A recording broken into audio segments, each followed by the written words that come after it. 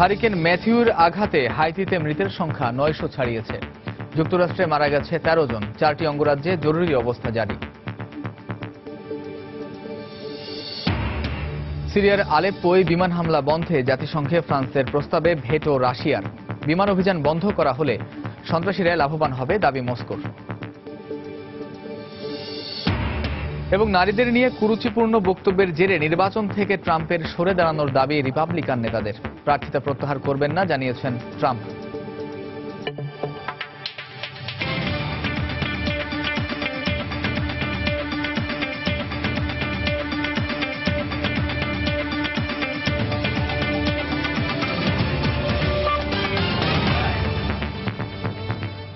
আন্তর্জাতিক সময়ের সঙ্গে আছি আমি কামরুজ্জামান মামুন।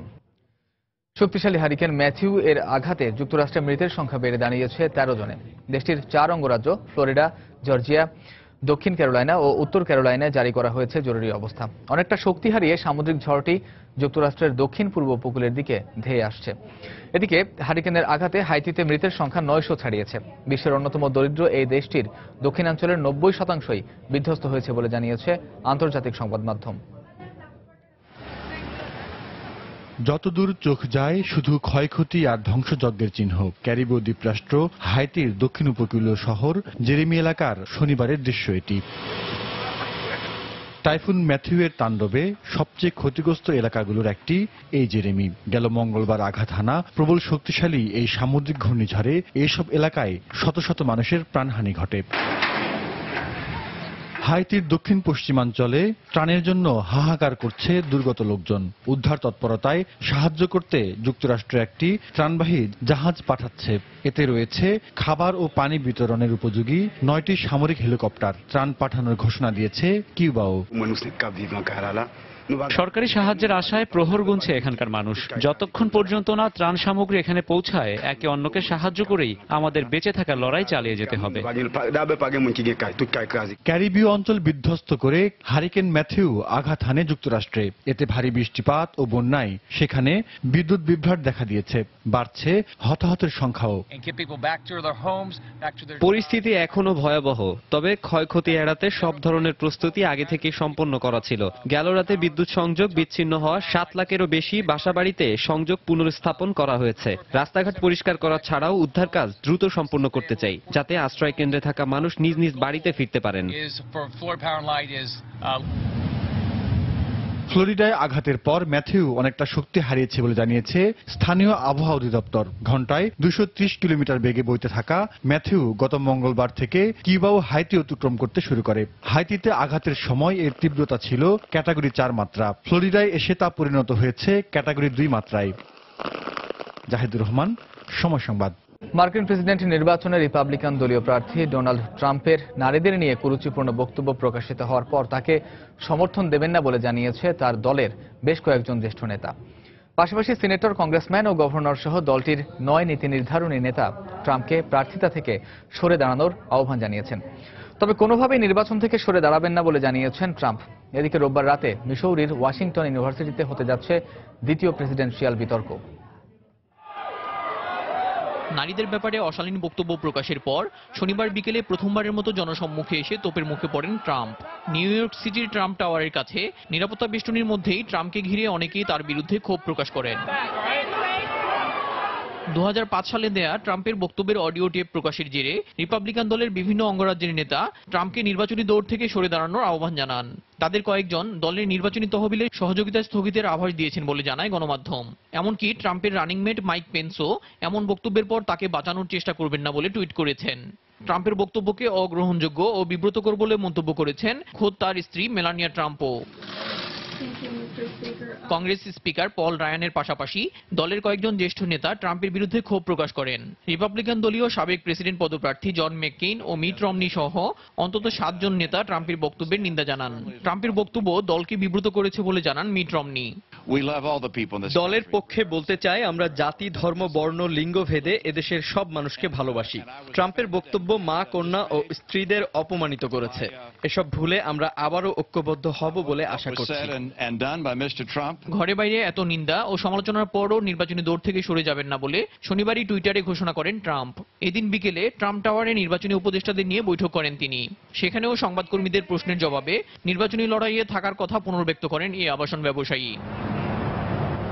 এদিকে রোববার স্থানীয় সময় রাত 9টায় মধ্য পশ্চিমাঞ্চলের রাজ্য মিজোরির ওয়াশিংটন ইউনিভার্সিটিতে অনুষ্ঠিত হবে ডোনাল্ড ট্রাম্প ও হিলারির মধ্যকার দ্বিতীয় প্রেসিডেন্সিয়াল বিতর্ক। কয়েকদিন আগে থেকে চলা বিতর্ক আয়োজনের প্রস্তুতি প্রায় শেষ পর্যায়ে। প্রথম বিতর্কের তুলনায় এবারের বিতর্কে দর্শক সংখ্যা আরও বাড়বে বলে জানিয়েছে মার্কিন গণমাধ্যমগুলো। দেলোয়ার হোসেন, সময় সংবাদ। যুক্তরাষ্ট্রের রিপাবলিকান দলীয় প্রেসিডেন্ট পদপ্রার্থী ডোনাল্ড ট্রাম্পের নারীদের নিয়ে কটূক্তিপূর্ণ বক্তব্য প্রকাশিত হওয়ার পর ফুঁসে উঠেছে যুক্তরাষ্ট্রের নারী সমাজ সহ নতুন প্রজন্মের প্রবাসী বাঙালিরা। শনিবার জ্যাকসন হাইটসের এক আলোচনায় কিশোর তরুণরা দুই প্রার্থীর ব্যাপারে তাদের মতামত তুলে ধরেন। নিউ ইয়র্ক থেকে শিহাবুদ্দিন কিসলুর পাঠানো তথ্য ও ছবি নিয়ে ডেস্ক রিপোর্ট।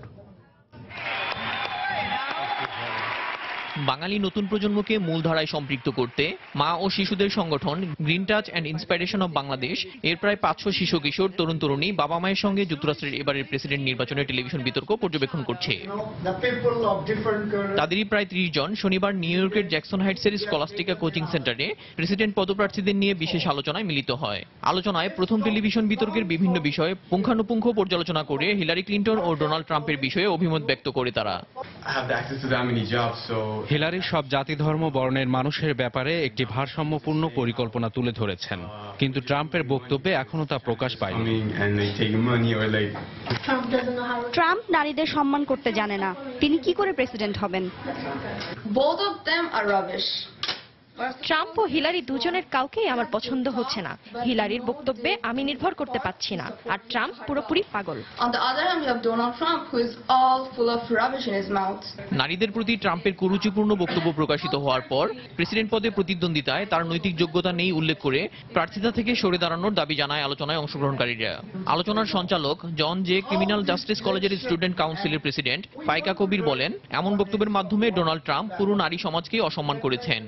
যেহেতু আমি ইয়াং মেয়ে, ডেফিনেটলি আমি ইনসাল্টেড ফিল করেছি, বিকজ কেউ ডিজার্ভ করে না ওই টাইপের ইনসাল্ট এনজোর করা।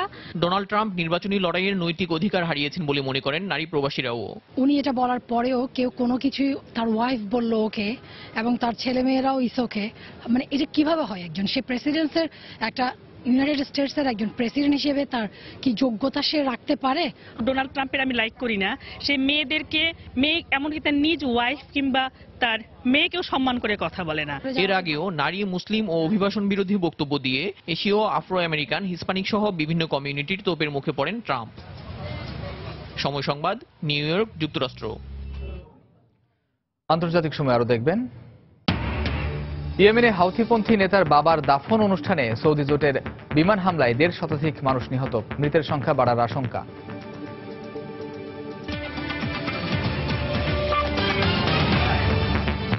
সিরিয়ার আলেপ্পো শহরে বিমান হামলা বন্ধে জাতিসংঘ নিরাপত্তা পরিষদে ফ্রান্স ও রাশিয়ার তোলা দুটি পরস্পর বিরোধী প্রস্তাব প্রতিপক্ষের ভেটোতে নাকচ হয়ে গেছে।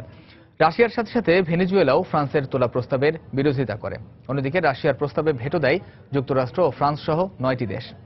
এদিকে হিলারি ক্লিন্টনের ফাঁস হওয়া এক ইমেল থেকে জানা গেছে তিনি 2013 সালে বলেছিলেন সিরিয়ায় নো ফ্লাই জোন হলে হাজার হাজার নিরীহ সিরীয় মারা পড়বে। সিরিয়ায় সরকারের অনুগত বাহিনী ও বিদ্রোহীদের মধ্যে সংঘর্ষের এই ভিডিও ধারণ করা হয় দামেস্ক ও এর আশপাশের এলাকা থেকে। ওই অঞ্চলের আল হামায় বিদ্রোহী ফ্রি সিরিয়ান আর্মি ও তাদের সমর্থিত দলগুলোকে উৎখাত করতে গুলি বর্ষণের পাশাপাশি ট্যাঙ্ক হামলা চালিয়ে যাচ্ছে সিরিয়ান আরব আর্মি SAA। রুশ সংবাদ মাধ্যম RT এ ভিডিও ধারণ করে প্রচার করে। একই রকম লড়াই চলছে আলেপ্পো ও এর আশপাশের এলাকায়। এখানকার বিদ্রোহী নিয়ন্ত্রিত এলাকায় নির্বিচারে বোমা হামলা চালিয়ে রাশিয়া ও আসাদ সরকার যুদ্ধাপরাধ করছে এমন অভিযোগ তুলে শুক্রবার আন্তর্জাতিক তদন্তের দাবি করে যুক্তরাষ্ট্র। এর একদিন পর শনিবার আলেপ্পোয় অবিলম্বে বিমান অভিযান বন্ধের আহ্বান জানিয়ে জাতিসংঘ নিরাপদ পরিষদে ফ্রান্সের উত্থাপন করা প্রস্তাবের ওপর ভোটাভুটি হয়। এতে ভেটো দেয় রাশিয়া। ভেনেজুয়েলাও প্রস্তাবটির বিপক্ষে ভোট দেয়। সাবেক আল নুসরা ফ্রন্ট বা জাবাত আশ-শামের সদস্যদের আলেপ্পোতে অবস্থানের বিষয়ে সুনির্দিষ্ট নির্দেশনা না থাকায় এই প্রস্তাবে ভেটো দেওয়ার কথা জানায় মস্কো। রুশ পররাষ্ট্র মন্ত্রণালয়ের এক বিবৃতিতে বলা হয়, সিরিয়ার বিমান অভিযান বন্ধ করা হলে সন্ত্রাসীরাই লাভবান হতে পারে। আমাদের আজ একটি খসড়ার যে কোনো একটিতে ভোট দিতে হবে। যদিও আমরা সবাই এর ফলাফল সম্পর্কে সচেতন, সিরিয়া পরিস্থিতি খুবই নাজুক। এই সংকট সমাধানে আন্তর্জাতিক সম্প্রদায়ের সহায়তার একটি রাজনৈতিক সমন্বয় খুবই জরুরি। একই দিন জাবাত আশ-শামের সদস্যদের নিরাপদে পূর্ব আলেপ্পো ছাড়ার বিষয়ে জাতিসংঘের সিরিয়া বিষয়ক বিশেষ দূত স্টাফান ডি মিস্চুরার তৈরি করা একটি প্রস্তাবের খসড়া উত্থাপন করা হয়। রাশিয়ার উত্থাপন করা ওই প্রস্তাবে রাশিয়া ছাড়াও 4টি দেশ সমর্থন দিলেও তা প্রত্যাখ্যান করে যুক্তরাষ্ট্র ও ফ্রান্স সহ 9টি দেশ। এর ফলে আলেপ্পোর লড়াই বন্ধ এবং এখানকার বেসামরিক মানুষের দুর্দশা লাঘবের পথ আপাতত বন্ধ হয়ে গেল। এদিকে সিরিয়ায় বিমান অভিযান বন্ধে যুক্তরাষ্ট্র এখন শক্তিশালী অবস্থান নিলেও একসময় সিরিয়ায় নো ফ্লাই জোন অর্থাৎ যেখানে কোনো দেশের বিমান উড়বে না এমন প্রস্তাব কার্যকরের বিপক্ষে ছিলেন মার্কিন নির্বাচনের ডেমোক্র্যাট দলীয় প্রার্থী হিলারি ক্লিনটন। শুক্রবার উইকিলিক্সের ফাঁস করা তথ্য থেকে জানা যায় 2013 সালে ওয়াল স্ট্রিটে ব্যবসায়ীদের এক সমাবেশে দেয়া ভাষণে হিলারি বলেছিলেন, নো ফ্লাই জোন প্রতিষ্ঠা হলে সিরিয়ায় বিপুল সংখ্যক বেসামরিক নাগরিক নিহত হবে বলে তিনি এর বিরোধী। শিরিন আক্তার, সময় সংবাদ। ভারতে 3 মাওবাদীকে গ্রেফতার করেছে পুলিশ। ঝাড়খণ্ড রাজ্যের দুমকা জেলা থেকে শনিবার তাদের আটক করা হয়। গোপন সূত্রে তাদের আস্তানার খবর পেয়ে অভিযান চালায় ভারতীয় পুলিশ। আটককৃতদের মধ্যে একজনকে বেশ কিছুদিন ধরেই খোঁজা হচ্ছে। তাকে ধরিয়ে দেওয়ার জন্য 10 লাখ রুপিও ঘোষণা করা হয়। আওয়াজ কিশোর যাদব নামের সেই মাওবাদীর পাশাপাশি তার 2 সহযোগী গোপাল রায় এবং অখিল মর্মুকেও আটক করা হয়। এ সময় তাদের কাছ থেকে 35,000 রুপি, বিস্ফোরক দ্রব্য এবং বেশ কিছু ওষুধ জব্দ করা হয়।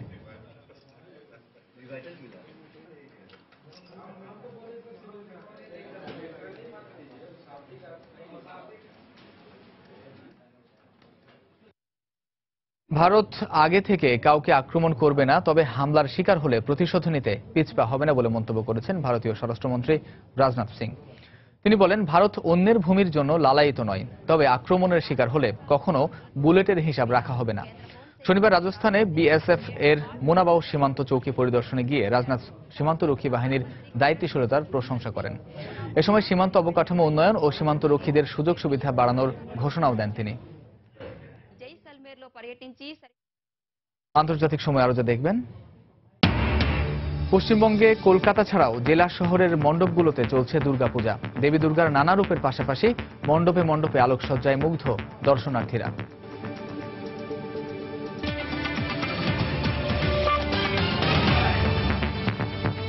আরএফএল ওয়াটার পাম্প, পানি দেবে টেনশন নয়।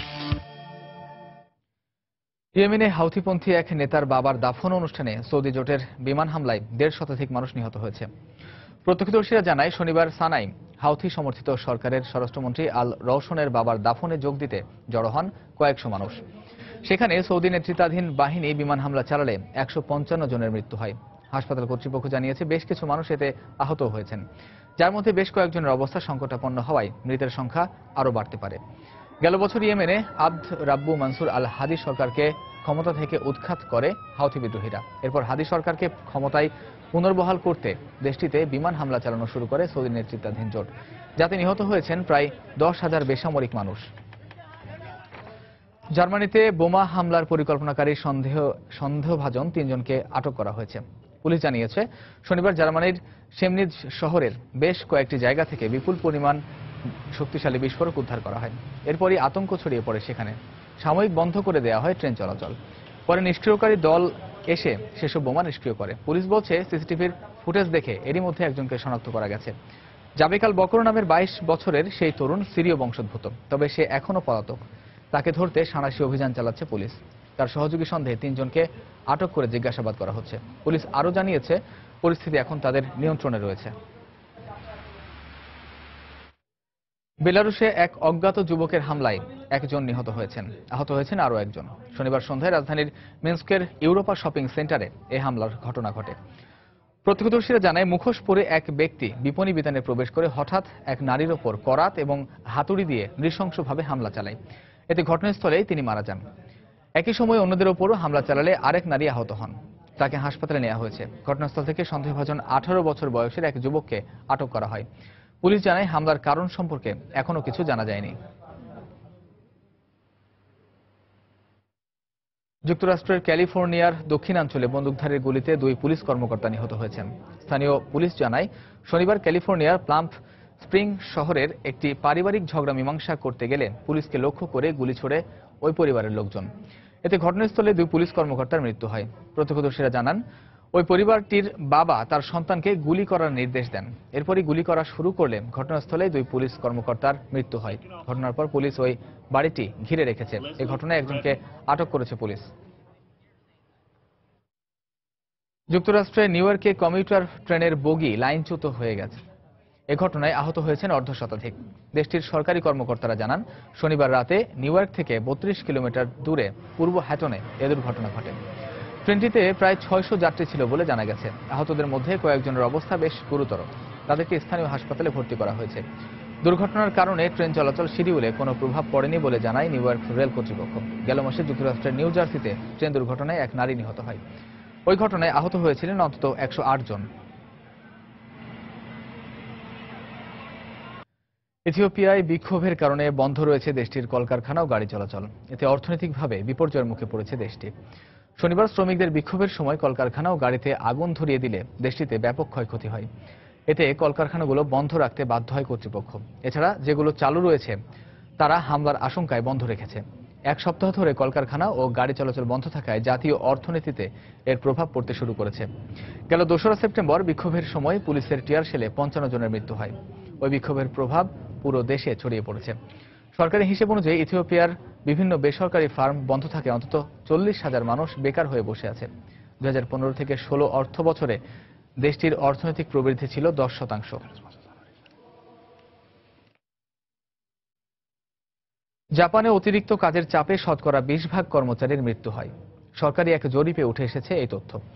নতুন জরিপ চালিয়ে শুক্রবার জাপানের প্রধানমন্ত্রী শিনজো অ্যাবের মন্ত্রিপরিষদ প্রতিবেদনটি প্রকাশের অনুমতি দেয়। 2015 সালের ডিসেম্বর থেকে 2016 এর জানুয়ারি পর্যন্ত 22.7% প্রতিষ্ঠানের ওপর জরিপ চালানো হয়। এতে দেখা যায় প্রতিষ্ঠানগুলোর কোনো কোনো কর্মী মাসে 80 ঘন্টার বেশি কাজ করে। অতিরিক্ত কাজের ফলে কর্মচারীদের মস্তিষ্কে রক্তক্ষরণ, হৃদরোগ এছাড়াও আত্মহত্যার প্রবণতা বেড়ে যায়। এছাড়া মানসিক ও শারীরিক সমস্যারও সৃষ্টি হয় বলে প্রতিবেদনটিতে উঠে এসেছে।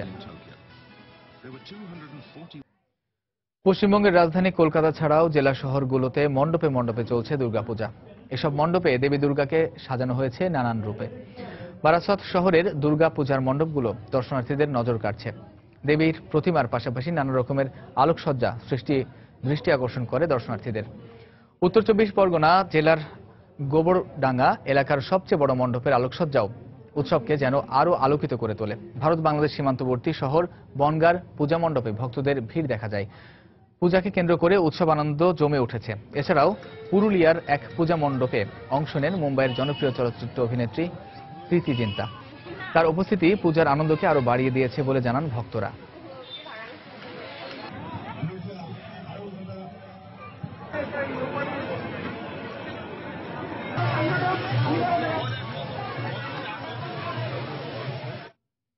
এ পর্যায়ে আবারও জানিয়ে দিচ্ছি আন্তর্জাতিক সময়ের শীর্ষ সংবাদগুলো। হারিকেন ম্যাথিউর আঘাতে হাইতিতে মৃতের সংখ্যা 900 ছাড়িয়েছে। যুক্তরাষ্ট্রে মারা গেছে 13 জন। 4টি অঙ্গরাজ্যে জরুরি অবস্থা জারি। সিরিয়ার আলেপ্পোয় বিমান হামলা বন্ধে জাতিসংঘে ফ্রান্সের প্রস্তাবে ভেটো রাশিয়ার। বিমান অভিযান বন্ধ করা হলে সন্ত্রাসীরাই লাভবান হবে দাবি মস্কোর। এবং নারীদের নিয়ে কুরুচিপূর্ণ বক্তব্যের জেরে নির্বাচন থেকে ট্রাম্পের সরে দাঁড়ানোর দাবি রিপাবলিকান নেতাদের। প্রার্থিতা প্রত্যাহার করবেন না জানিয়েছেন ট্রাম্প। এই ছিল আন্তর্জাতিক সময়ে। যে কোনো খবর পেতে ভিজিট করুন সময়নিউজ.tv। দর্শক, 4:30টায় থাকছে দুর্গাপূজা নিয়ে সময়ের বিশেষ আয়োজন শারদীয়। দেখার আমন্ত্রণ রইল, সঙ্গে থাকুন সময়ে।